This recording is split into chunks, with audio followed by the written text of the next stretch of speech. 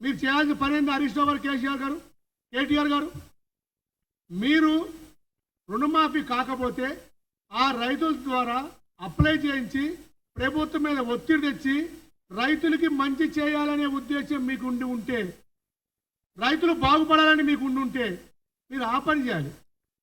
అది వదిలిపెట్టి ప్రజలు తప్పుదో పట్టించే విధంగా, రైతులు నష్టపోయే విధంగా, రైతు సోదరులందరినీ రెచ్చగొట్టి రోడ్ల మీద ధర్నాలు చేసి మీ నాయకుని కార్యకర్తలు ముందు పెట్టుకుని ధర్నాలు చేస్తే రైతులకు ఏ విధంగా లబ్ధి చేకూరుతారు?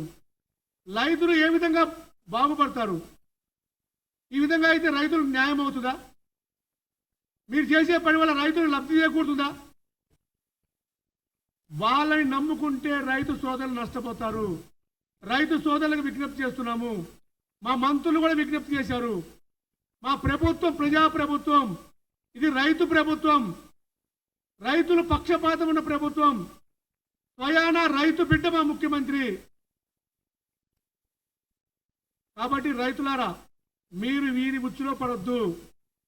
అగ్గిపెట్టి హరీష్ రావు గారి ఉచ్చులో పడొద్దు. మళ్ళీ కేటీఆర్ గారు ఇంకో మాట మాట్లాడుతున్నారు. నిన్న చేవెల్లో మేము అవసరమైతే తెలంగాణ ఉద్యమంలో ఏ విధంగా చేశామో, తెలంగాణ ఉద్యమంలో ఏ విధంగా నిరసనలు చేశామో ఆ విధంగా నిరసనలు చేస్తాం, వివిధ రూపాల్లో నిరసనలు చేస్తాం అని చెప్తున్నారు. తెలంగాణ ఉద్యమ కాలాన్ని కానీ, తెలంగాణ ఉద్యమ పరిస్థితులు కానీ ఉచ్చరించే, మాట్లాడే నైతిక హక్కు కేసీఆర్ కానీ, హరీష్ రావు కానీ, కేటీఆర్ కానీ లేదు. టీఆర్ఎస్ అనే పార్టీని బీఆర్ఎస్ గా మార్చిన రోజు ఆ హక్కును కోల్పోయారు.